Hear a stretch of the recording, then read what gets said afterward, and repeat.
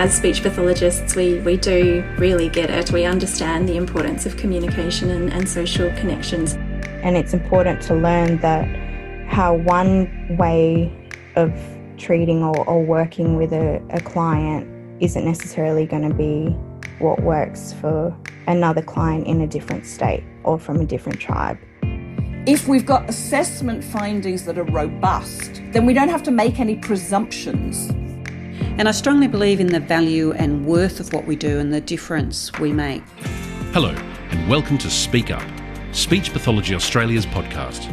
Each week, we feature a conversation about an area or topic related to all things speech pathology. Let's hear what this week's contributors have to say.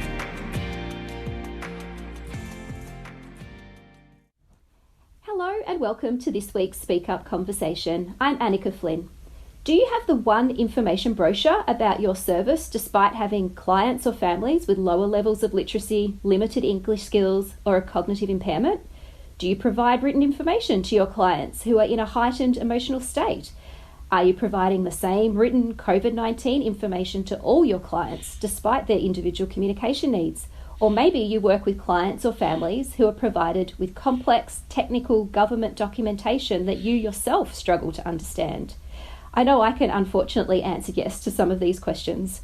To help us ensure our written client communication is accessible to everyone, I'm really pleased to be chatting to Kathy Basterfield, speech pathologist and founder of Access Easy English.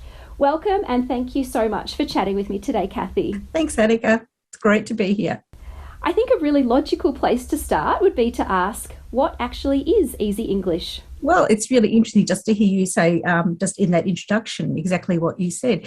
It is actually taking the information that you and I wish that everyone could be able to read and make it as simple as possible. So it's actually thinking about the everyday words that the person who is your audience uses and then translating that into the written format. We actually do put images to content. And I always go from the perspective, well, if I'm struggling to read something and if there's a picture there and if it's a coloured picture, I'm more likely to at least have a go at trying to read it or at least try and understand what it might be all about. So for someone who has got really low self-esteem or low confidence, here's another little marker for them. So it's about really thinking about what that person needs in their environment for them.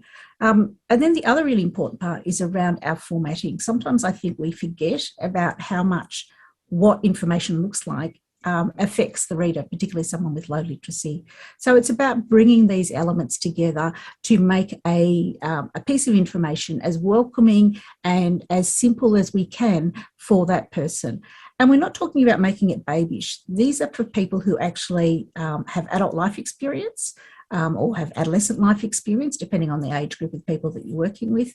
And they have topics that they need to know about, they need to engage with, they need to be able to make sense of what it is that this information means for them. And for many people with low literacy, they actually don't do a whole lot of reading. So one of the biggest challenges is when they read information, they don't have that level of deep comprehension that allows them to work out, so what can I do? And so Easy English provides a strategy to be able to overcome some of that. Now, some of our listeners, Kathy, might have heard of terms such as plain English or easy read. I know they're terms I've heard sort of kicking about over the years. How is Easy English different from plain English or easy read? So perhaps if we start with plain language. So plain language is the international term used everywhere except in Great Britain, where they call it plain English instead, but it's one and the same. So it's actually taking complex information and writing it at a level that someone with good literacy is able to read and understand, even if they don't know much about the topic. So that, for example, if you're someone who is a health professional and now you've got to read something in the legal space, that it's been written at a level that you can read without having to read and reread it again, and making it much easier for supposedly all the population. But we know that that's not the case. Plain language is only really useful for, according to the Australian Bureau of Statistics, 56% of the adult Australian population of 16 to 65-year-olds. And so that really is only meeting a tiny, tiny group of the broader population that you and I all know exist. And in fact, that data is also not taking into account people who live in institutions. So people in institutions are not included in that data. And interestingly, during these last 12 months during COVID-19, one of the named groups that people are describing as not being able to access information, not because even just physical barriers, but just in general, is people who live in institutions, our group homes, people who live in nursing homes, young people in nursing homes, people who are living in congregate care, maybe coming out of mental health institutions. The other group there is those who are sitting in prisons or those who are struggling. The justice system, yeah, the justice system, those who are perhaps on the edge of the justice system and are trying to keep out of it for a lot of reasons. The other one that comes out is the other area that's not included is the Aboriginal and Torres Strait Islander group. And so the literacy levels that I've just indicated does not include that group. It's not that there's not issues there. It is that the cohort that were surveyed did not include enough people who of Aboriginal and Torres Strait Islander identity that they could actually extrapolate to the whole community. So you've got to go and look at some other data to look at that. So plain language really only works for those who've basically got an upper high school or a tertiary level education, and it's written in a way that you can actually engage with. So not many people, really. Not really that many people. And we think about who walks in the door. We're actually got anyone can walk in the door to try and receive services, not just from ourselves as communication specialists, but any allied health professional. So you're struggling with a whole lot of things. And one of the things we often talk about is that when you are stressed, when you are ill, your literacy levels are not as good. And one of the ways to really think about it, if you're not quite sure what that really means, is think about yourself 15 months ago when we first heard about COVID. And we had all this new language, we had all these new rules, no one knew what was really going on, and someone put a piece of paper in front of you and you struggled to read it.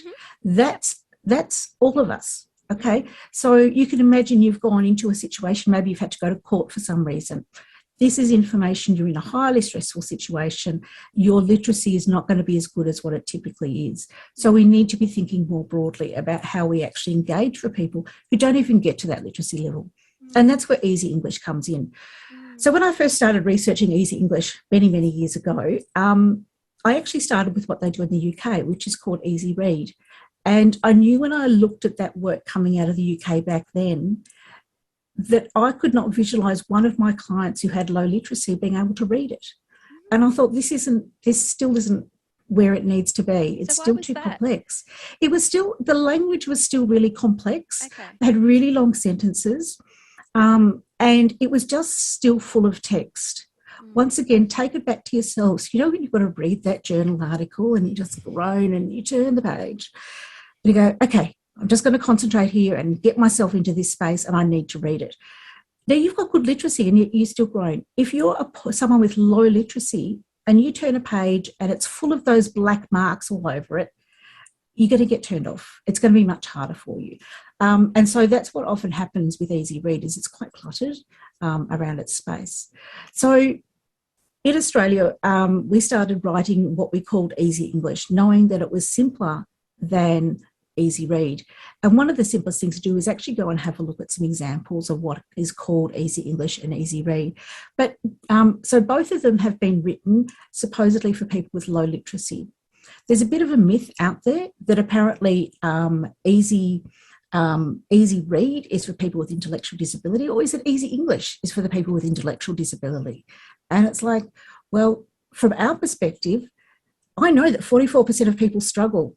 So I don't care what your diagnosis is. If you need some information written in a simpler way, here's some Easy English that's going to make it easy for you to engage in it. We talk about communication and, in all our oral communication, we say communication is not a test. We want to be able to interact with people. It's part of our social engagement. This is the same with our written information. If I'm handing over a piece of paper to a consumer to, invite someone to come to something that I'm running, it should not be a test either. It should be something that they can engage with and then have a conversation with it because they understand it at a higher level in that space. So we've got this stuff happening easy read, and in Australia there are people who write easy read. We also have easy English running in parallel. However, looking back all those years ago, yes, I knew it was different, and I kept on saying easy English, we use 5 to 8 word sentences. Mm-hmm. Easy read, it's just much longer and it's more cluttered. And anyway, so I finally did some of the analysis on it a couple of years ago, and the analysis is really clear that in easy English, we look at 5 to 8 word sentences. In easy read, it's 12 to 14 word sentences. Mm-hmm. Okay. When we actually count morphemes, so in fact the average was the average in easy English is 7.5, and the average of easy read is a 10.3 or 4. When you add morpheme count into it, easy English goes up only 0.5% to just over 8. Easy read goes all the way up to 14. Wow. So just the grammatical complexity is so much harder for people to access, isn't it? Yeah. Yep. And so one of the simple things that I actually do in running training is to say, let's just use simple grammar. Mm. Let's not use adverbs.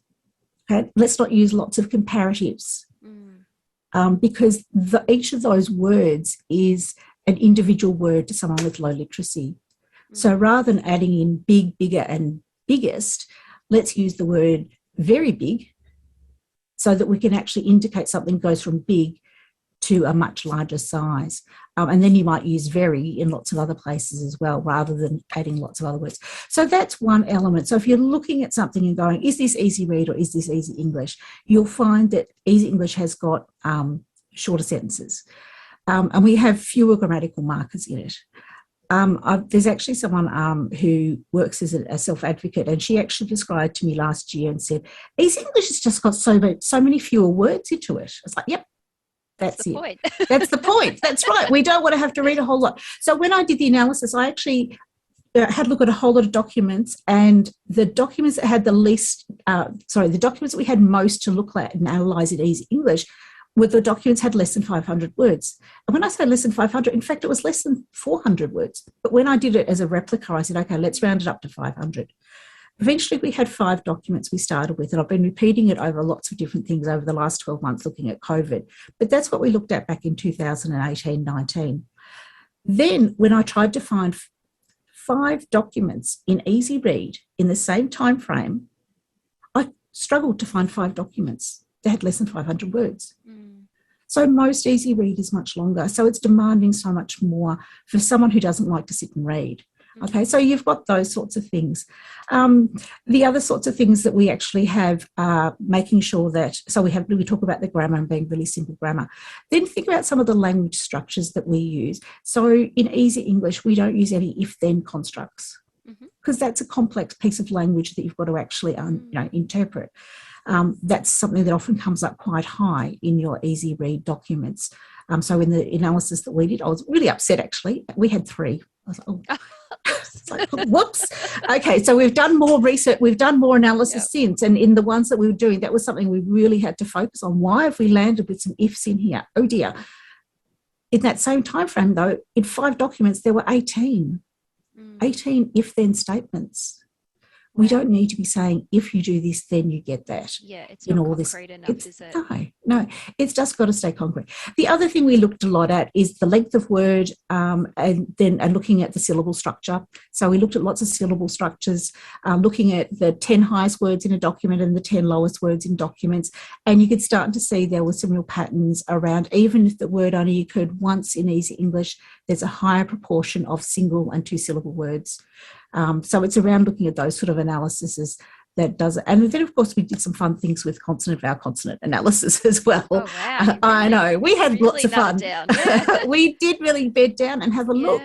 And, one of the big significant differences we found is if a word only occurred once in a document and was a CVC word, that we had double the number of simple CVC words than an easy read.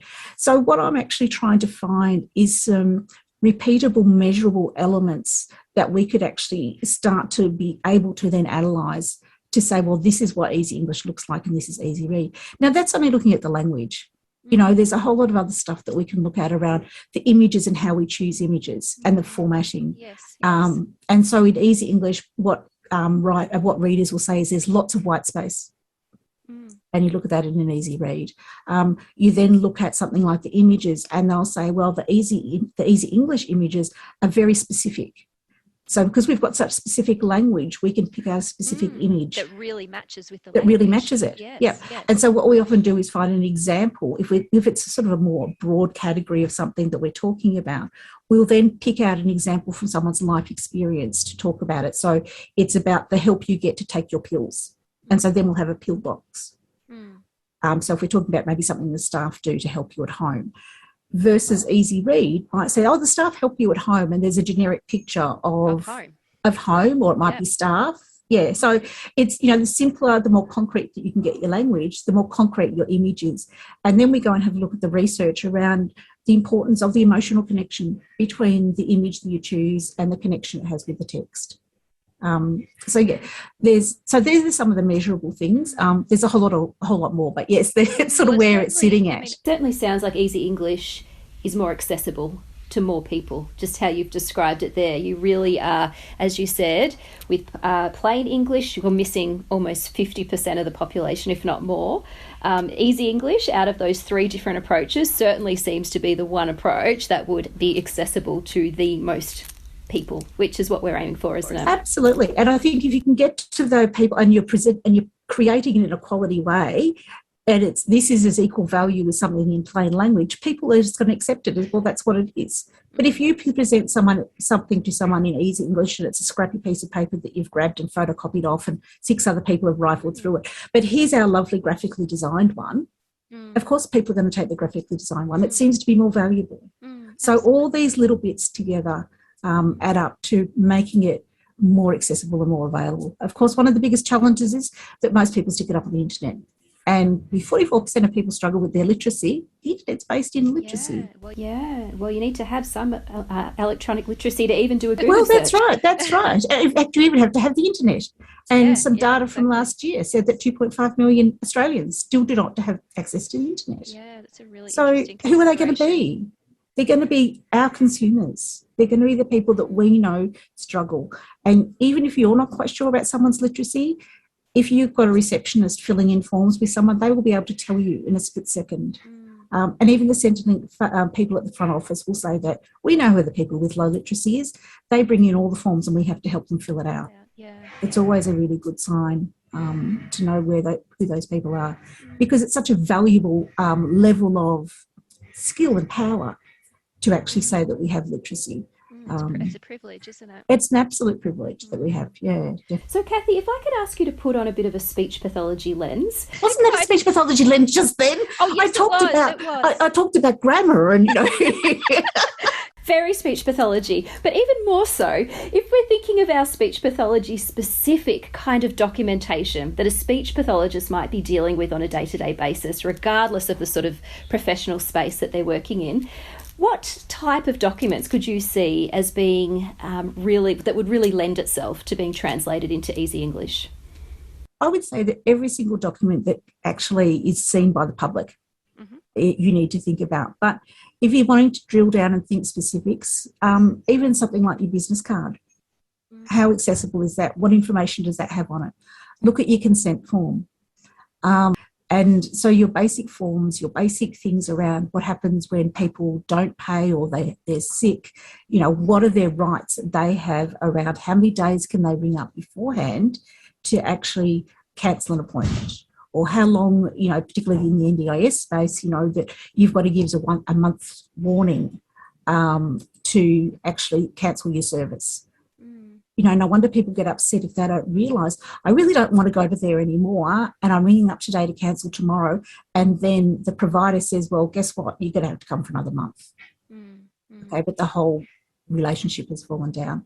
So, and then you think about the things that you send home for families to do, and then think about the resources that you might suggest that family go and look up. How much information are we giving? And I'm as guilty as anyone. I want to tell you everything I know about this space. It's the same when I run training. You know, there's so much to tell and share and get people thinking about, but it's about what do they need to know now?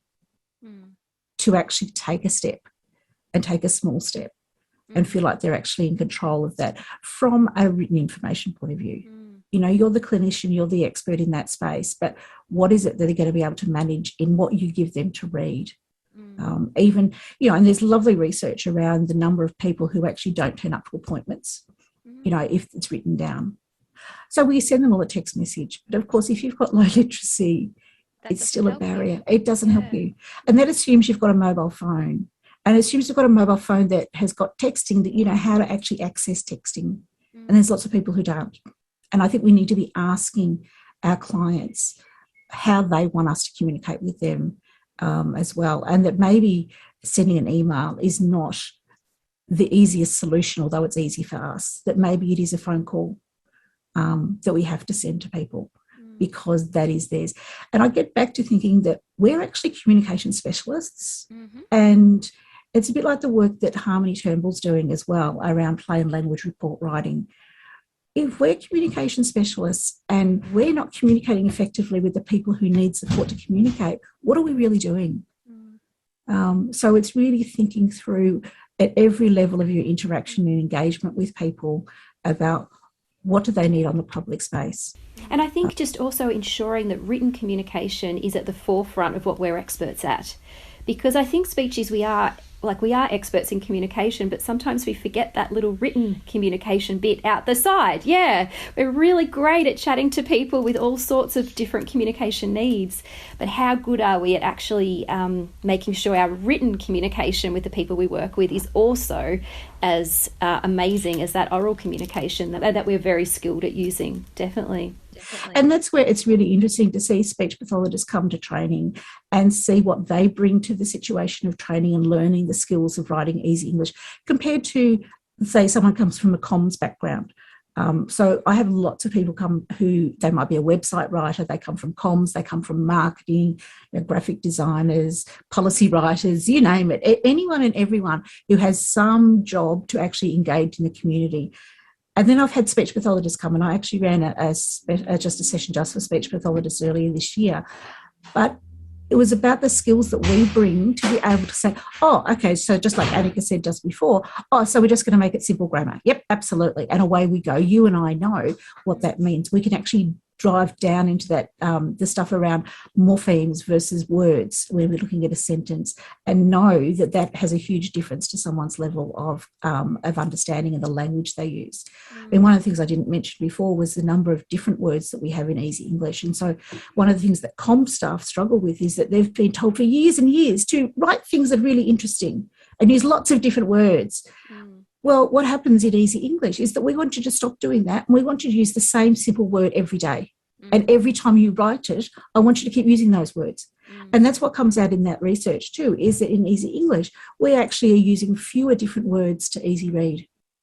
It's something like 12% different. And so you go, that's a huge difference in people's reading knowledge, you know, around what they're doing. There's so much that seems really obvious when you sort of unpack it. Yeah, absolutely.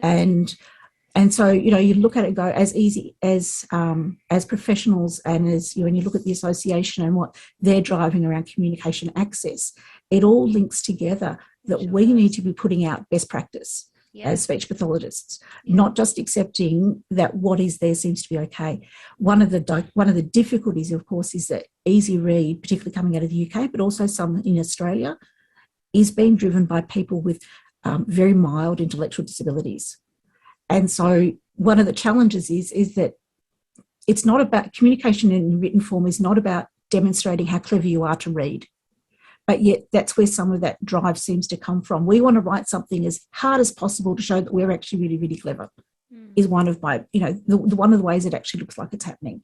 And we need to be really rethinking that and helping people to see it's actually not about showing how clever you are, but making sure that more people can actually engage in it. Exactly. That's the primary focus. And so there's a whole lot of other sort of things that are happening in that space. So and that's where we've done a lot of trying to actually engage with government departments to see it's actually, they need to be really looking at easy English, not easy read. Well, I can't be the only one actually saying to a government department, because I've got a vested interest in making sure that easy English happens. unfortunately, it needs to come from consumers, or it needs to come from advocates to say there's something better out there than what you're paying for, because they think they've done it. And so you look at what's happened in the COVID space, and then around vaccinations and what the government has put out. First of all, it came through Centrelink rather than the health department, because the health department don't deal with disability apparently, but that's another issue. It came out 6 weeks after the first lockdowns happened, when people needed it the same day as you and I needed it, all that information. And then it was high level complexity, and it was 6 levels of the computer website, the website to actually get to. And so there were these huge barriers to it, which, once again, as communication specialists, just advocating so strongly that it needs to be better than what this is. And here's some evidence to show we can make it simpler and make it still presentable to anyone who needs it. I don't care whether you've had a stroke and an acquired brain injury, or whether you've got poor literacy, or you've got lifelong hearing disability. You've got low literacy, let's make sure you get the information. And I really like what you mentioned about timing then, Kathy, that 6 weeks later, that's just not good enough. And I think if we're using, or we're providing any written documentation, it's got to be sitting there at the same time, ready to go, with people that perhaps don't want to access an easy English version of it. It's not something that's an afterthought that's going to come out in 3 months later. It's something that needs to be considered at the exact time that you're putting that written documentation together. And that ties in really nicely with the UNCRPD, which actually says in Article 21 that people have the right to access information in a way that they can understand at the same time as everyone else in the community, at no extra cost to them. So it's not just around the easy English, it's about all the other sorts of methods that people need. But one of the things that we've found with easy English is we've reduced it now down to under 500 words. We've now made it really simple. That is actually a less costly and often a more accurate translation if you want to go into a different language, because you've got concrete language. We're not talking about airy-fairy, abstract things. And also in Auslan, we've actually given them, here's the messages. Auslan's really expensive to get created. If you've now drilled it down to the messaging that needs to be out there, they can then turn it into Auslan in a really effective way. And we've had feedback from both those sorts of areas about how much simpler it is to translate, into a second language, and also to put something into Auslan from that. They're not ploughing through all that fluff. In fact, they can avoid the fluff. Aren't they lucky? Well, I tell you, Auslan is such a great language for just getting to the point. So I could imagine they would really appreciate that. Now, Kathy, just a curiosity that I have, is there anything in particular around the images that you use? Is there a particular database that you use or recommend? Where do you get the images? Do we need to consider copyright with the images? I'm just really curious what your thoughts are on the actual images that you use. Look, there are so many image sets out there. And then when you start working with graphic designers, they want to just draw everything, which is lovely. Look, we actually started in this space with Boardmaker, which is the PCS symbols, which are coming out of, that particularly comes out of the disability space, comes out of special schools, comes out of places where people have had engagement with speech pathology. And we know from years ago that was a terribly, there were lots of very funny images in there. But we modify our images. We actually are wanting to create something meaningful. The last version of Boardmaker has actually got far more interactive stuff in it. But we dip into lots of different image sets. We also use logos when it's appropriate. We might use international symbols when it's appropriate. What we don't do is use happy snaps of things. I call them happy snaps because that's often what they start to look like. But what happens with a photo is that unless it's a photo of the person who you're actually specifically wanting to meet or the place you're wanting to go, it becomes a distraction. So someone who's got, who's a more concrete thinker. So just visualise someone who's a really concrete thinker. They see a picture of a lady in a red shirt and they see something on her face, but she's got something in her hands. They're going to look at the face, irrespective, even though it's the hands that are important. And so it becomes less useful. And also as a concrete thinker, they see that person in their bright red shirt, and there's a particular set that does this, and then that person is doing something different in a bright red shirt, and they can't take the activity into a new space. They just see that person doing lots of different things. So they're seeing that lady in red doing lots of different things around her life, think that they're really busy rather than looking at it in terms of this piece of information in this context. So yes, we'll use photos of people that they're meeting, or we'll use photos of places that you go.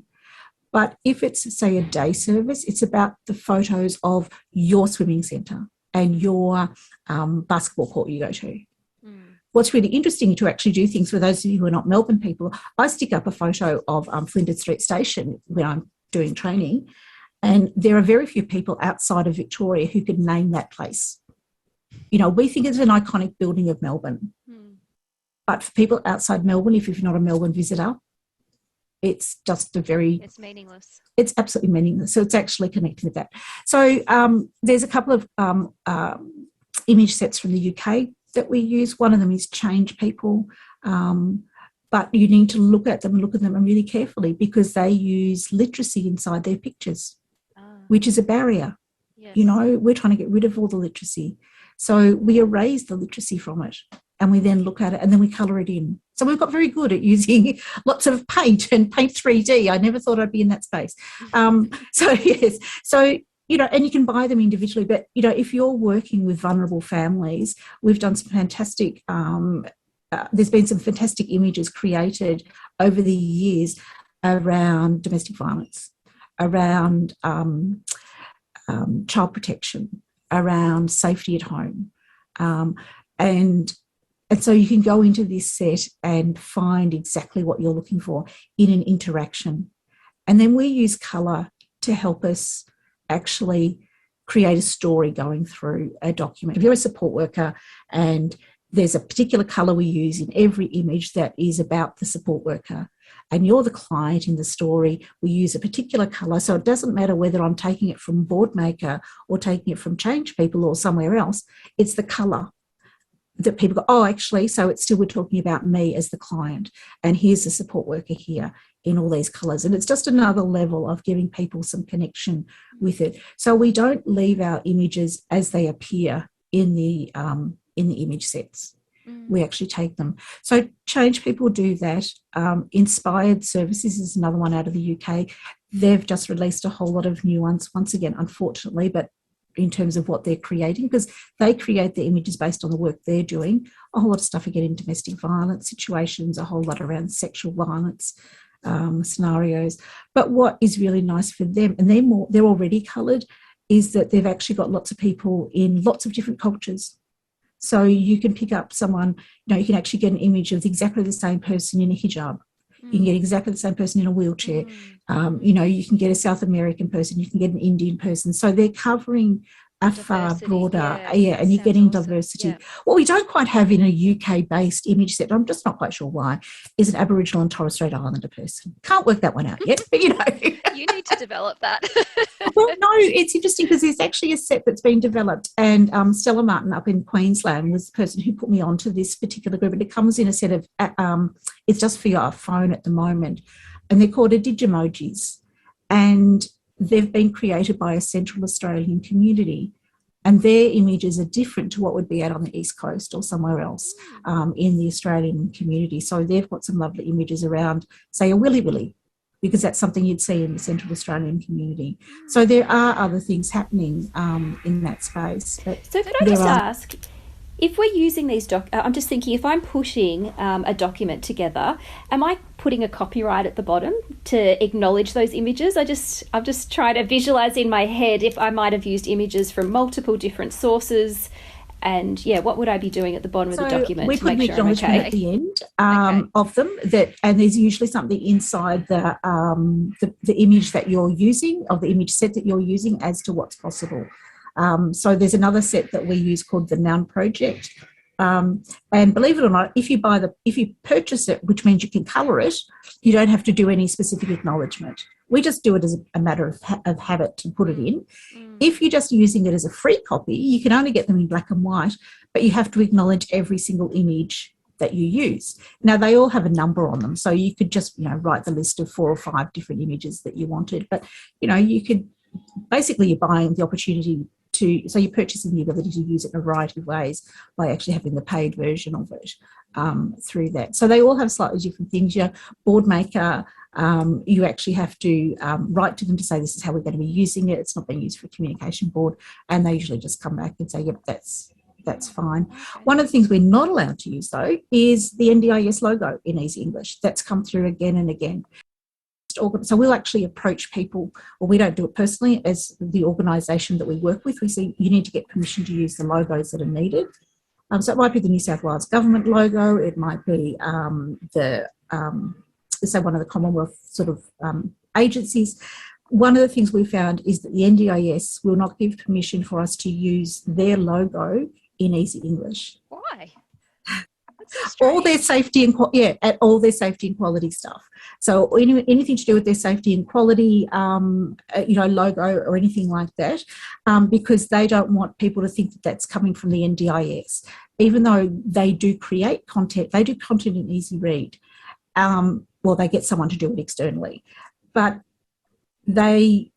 so they will put their own logo inside their own documents, but they won't allow. So if we're doing a complaints document, and the process of doing a complaints document is after you've been to your own organisation, you can then approach the NDIS, is that we're not allowed to use that as a logo to put beside their phone number, as this is the other people to ring. So we've got around that by just using a colour of, an NDIS representative colour. We just make a shape to represent NDIS. It's really unfortunate, but that's where they stand at the moment with that. But it's a good one to sort of be aware of. Yeah, but, we approach banks on behalf of people sometimes as well. And once you explain what you're doing, they're often like, please, please, please, and can we have a copy of it afterwards? Which is what's delightful. And it's the same thing when we do consumer testing. So we always do consumer testing as part of our work as well, whenever the project will pay for it. But they are our best marketers. So we always try and get a copy of what's been created back to them. And consumers get so much value. You can't put a monetary figure on it. Their increased self-esteem, their increased self-worth, their increased confidence. We actually did a huge document a number of years ago, and I went down to the staff meeting to present to this lady in the staff meeting. She was in open employment. No one knew she was doing this work. In fact, no one knew she could read. And presented to this staff meeting this rather large resource that she'd helped me work on over many days. And not only did staff go, what's it all about? And she was able to tell them exactly what it was about because she'd read it and talked about it with me, is that she was able to then tell them where all the resources were that they could get help for as well. And so the staff around her suddenly gave her far more kudos than what she'd ever previously had, because she was the helper. She came in and did some of the help around the office, but wasn't really seen as a worker in the same level, because she didn't have an email address, because she can't use a computer, so therefore she mustn't be able to read. There's all these wind-up factors, but and when I ring her and say, hey, would you like to do something? And if it's on the same topic, she'll go back and read previous documents on the same topic to make sure that she's up to date and is comfortable having a go at it. Whereas previously she's never read anything. So, that's just when they do consumer testing. So you see that value and that self-worth just grows. Yeah. So do you think, Kathy, I'm just curious to know your thoughts, do you think our speech pathology training is enough for us to go away and create easy English documents, or do you think we need specific training to be good at it? Well, wouldn't it be wonderful to say that we learned everything at uni? Well, we know that's not true. Look, if you knew what you were looking for, you could possibly do it. But I do encourage people to actually come along and, as much as anything, to see what other people have done and to see what we're pinpointing around it. So we might be good at the language bit, but in fact we're useless at doing formatting. We like to just squeeze everything on a page. We know what it's like to use an image for a communication board, but now we're rethinking it, and we bring a whole lot of knowledge to the use of images, and we get there much faster. And that's where I have been asked previously to just do a speech pathology one, like just a 2-day training just for speech paths, but there hasn't sort of been a lot of interest in that today. But that might change.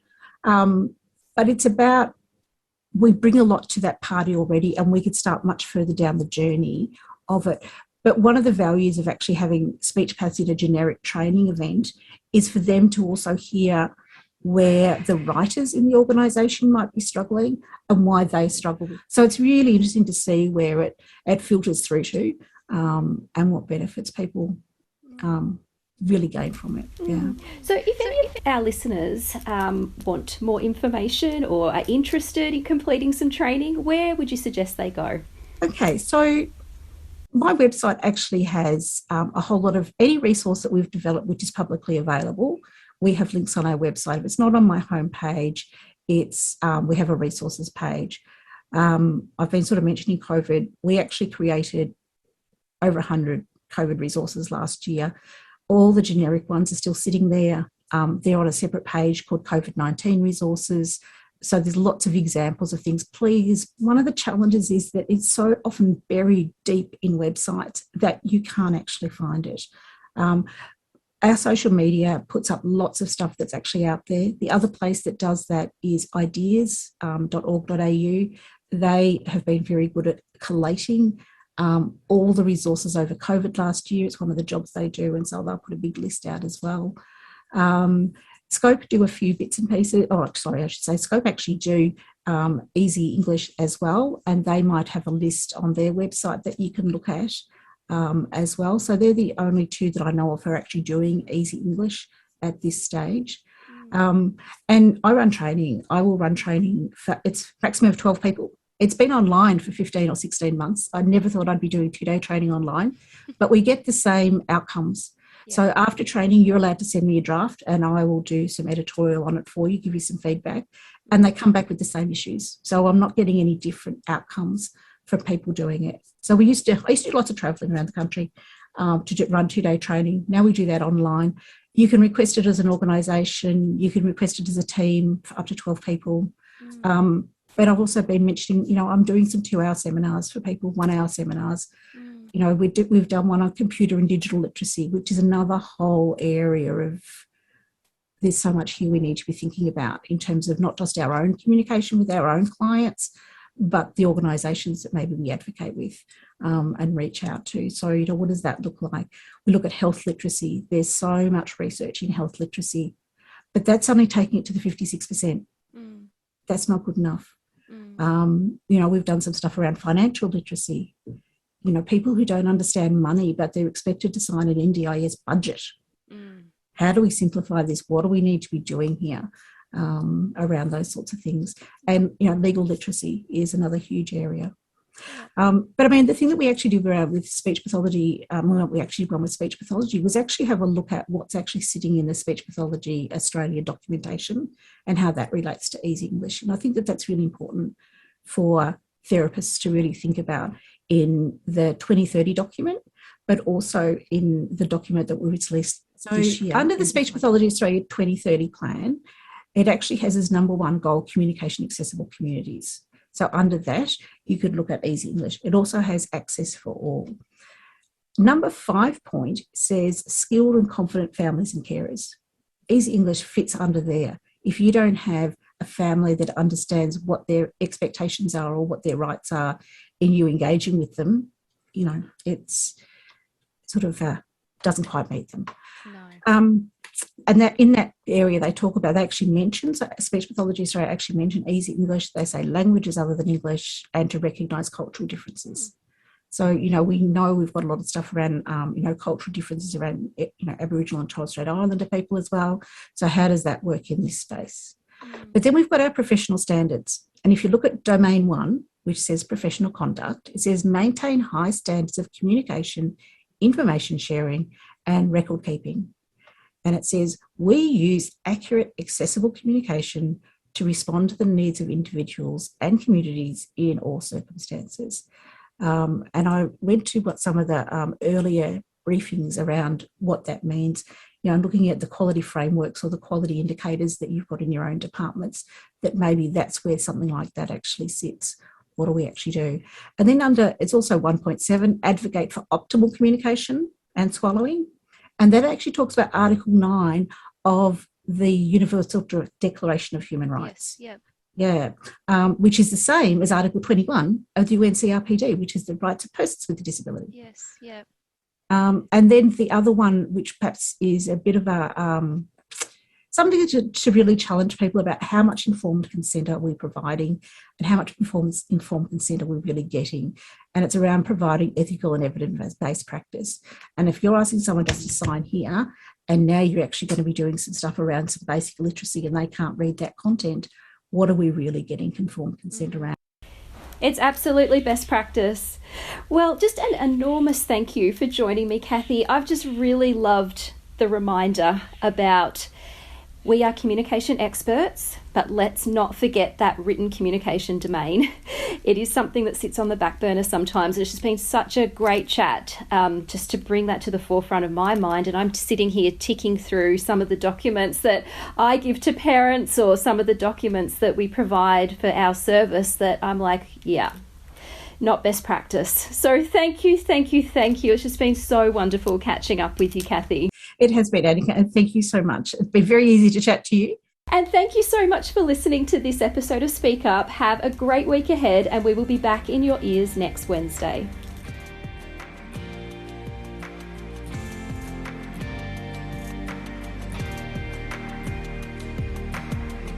We hope you enjoyed this week's conversation. Remember to subscribe to the podcast and share it with your colleagues. Thank you for listening, and bye for now.